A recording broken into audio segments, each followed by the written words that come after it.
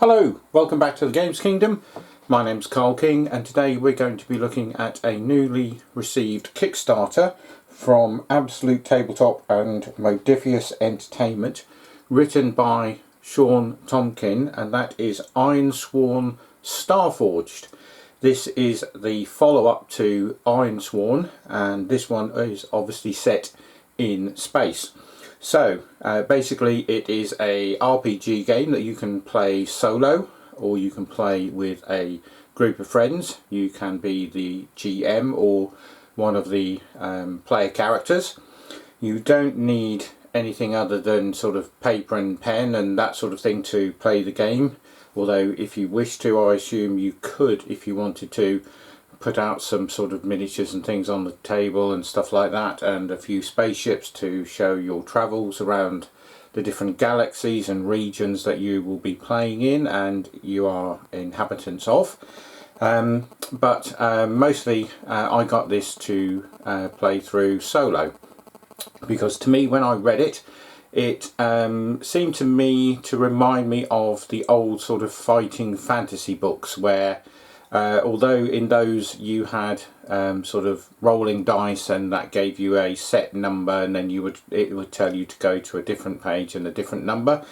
These are slightly different with these rules, in so much that you are sort of controlling where you go, and you can use dice rolls and tables to help you make those decisions and tell you what your decisions sort of impact is and how that will sort of change the flow and ebb of the game that you're playing, and also where the story that you're trying to develop will lead you.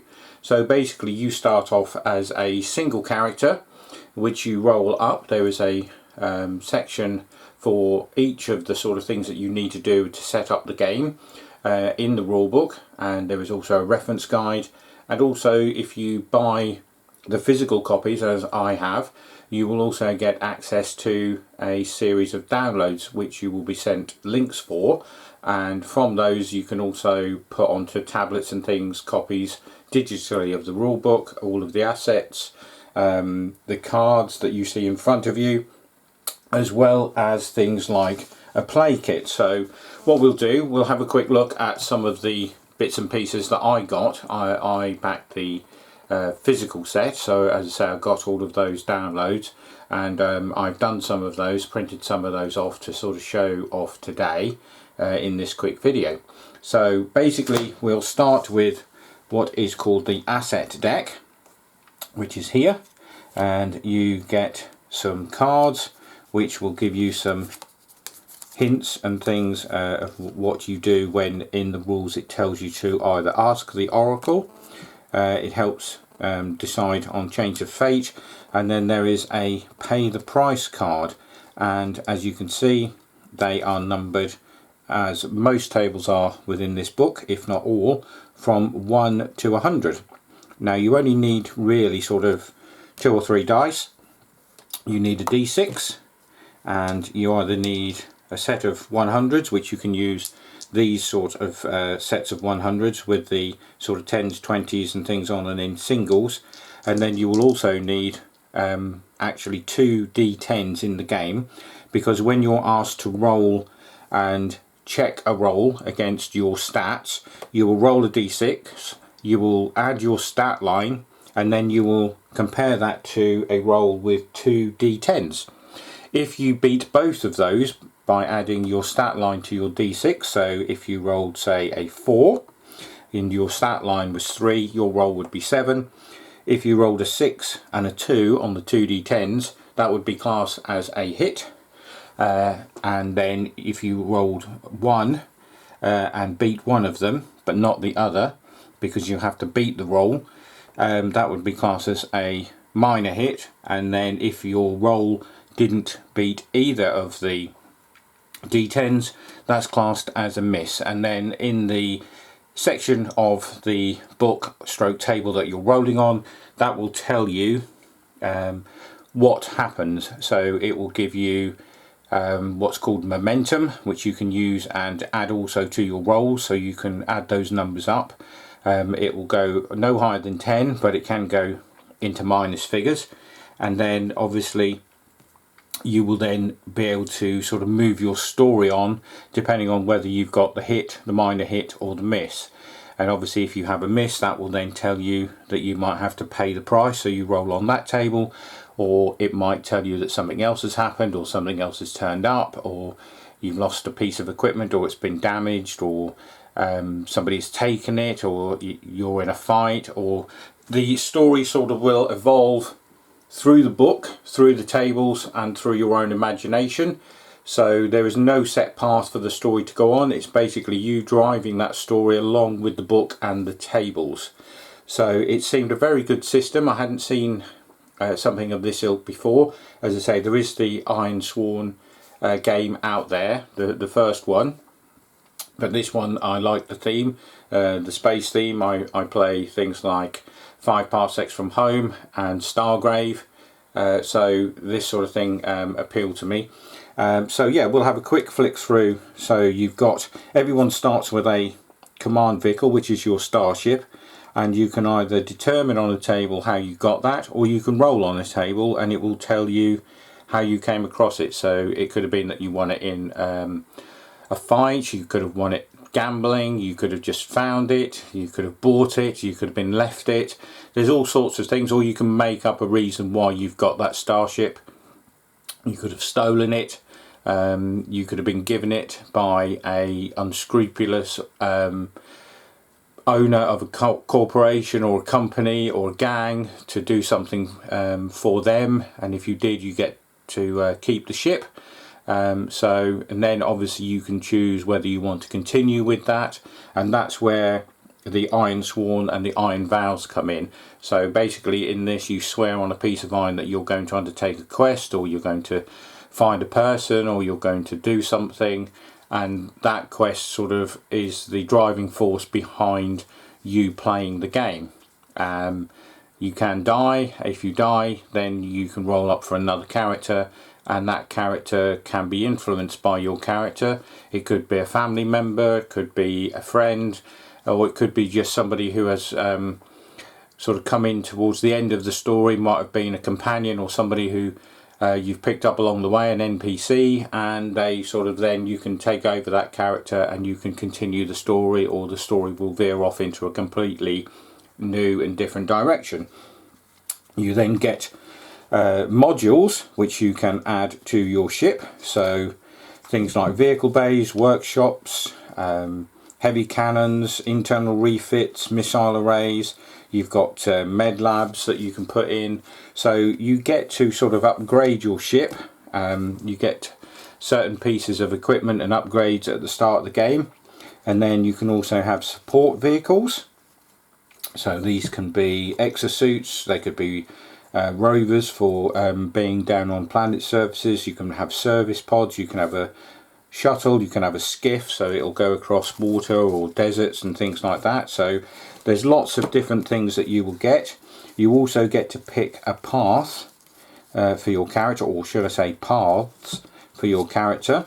So you can be a healer, you can be an ace, you can be a blade master, an explorer, a leader, a mercenary, a scoundrel, a trader, a sniper, a voidborn, a weapon master.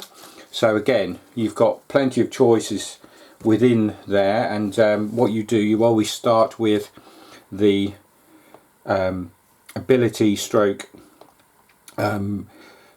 lore, for want of a better word, that is filled in by this black hexagon here.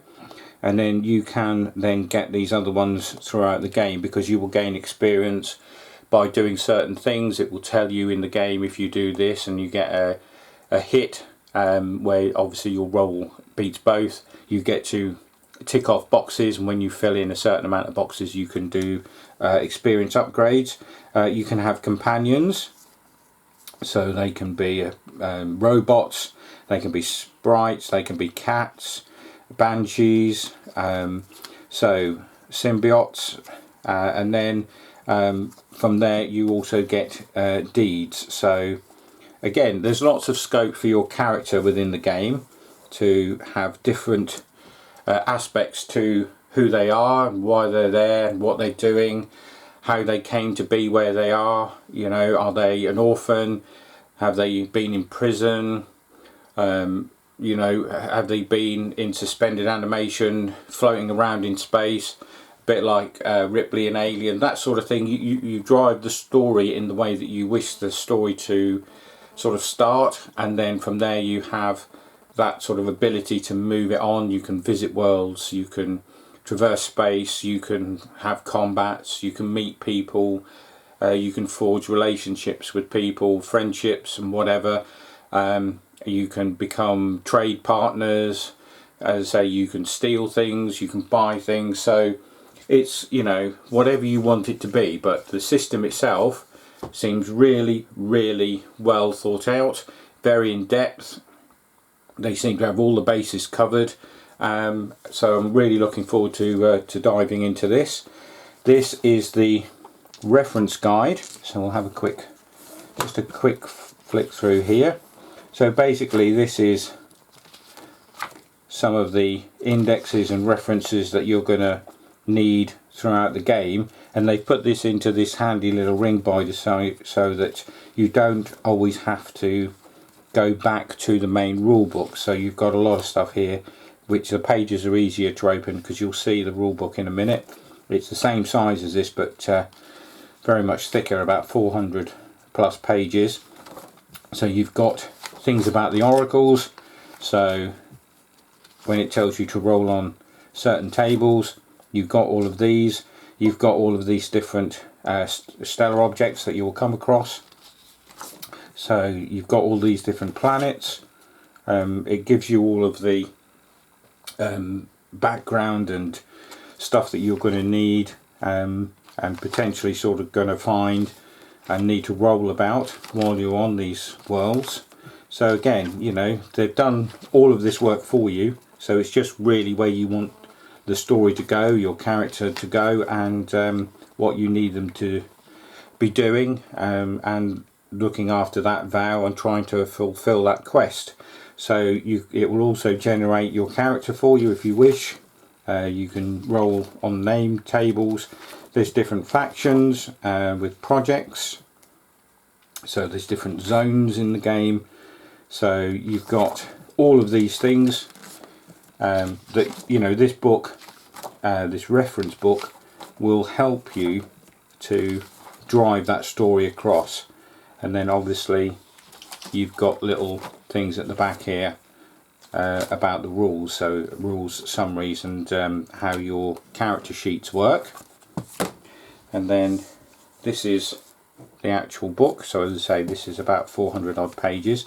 I'm not going to flick through all of these, but we'll have a quick go through. So again, you know, you'll see all these different aspects. So I've sort of started to draw up my character, so that's why the bookmarks are in certain parts of the book. It will tell you what to do first. It will give you a guide through what you need to be doing at the beginning of the game to just sort of get yourself underway, and then obviously choosing all of your assets.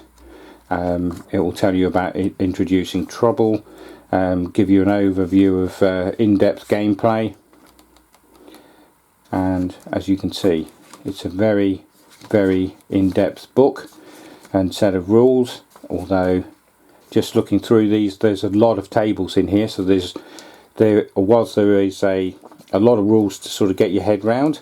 It's not overly complicated. You've got different things to record your time within the game and the time frames of what your actions and things are doing. It will tell you about people you'll meet and encounters, non-player characters, and then obviously it will tell you all about those things on the cards in a bit more detail. You've got different sectors. Again, these are the planets that we saw in the other book. And as I say, this is the sort of Bible for the game. And then you have your reference book, which you can use, which is a lot easier. And then there is a handy appendix at the back. And as it says there, may all your vows be fulfilled, which is obviously the aim of the game. So again, I'll just show you quickly a couple of the downloads. So that's one of them that you can download as a character sheet. It's an alternative to the one that's in this play kit, which we'll show you. So as I say, you get these files, and this is what each player really should download and have, because it will again give them different pieces of information about what combat moves and what they call suffer moves, because it will tell you if you have to take a suffer move, a threshold move, legacy moves, fate moves, and this is the other character sheet that you can use as an alternative. So it just depends on which one you like the look of or the layout, or obviously design your own if you wish.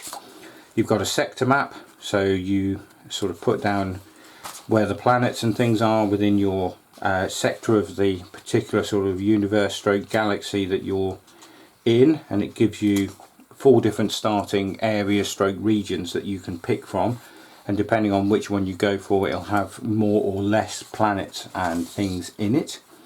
And then there are other areas to mark down things that happen during the game, and again we've got things like other sort of where you mark off these areas. So as I say, those are just some of the bits that you will get within the game of Ironsworn Starforged. So if you like the look of this and you're into your sort of RPGs and the theme of space or stroke sci-fi, I well recommend that you go and check out their website. So as I say, Modiphius Entertainment and Absolute Tabletop, and it's ironswornrpg.com. So yes, this is still being sorted out and sent through to backers. So as I say, have a look at this, and if you like it, have a purchase and start playing. As I say, you can play solo or in a group. So until we do another one, bye for now.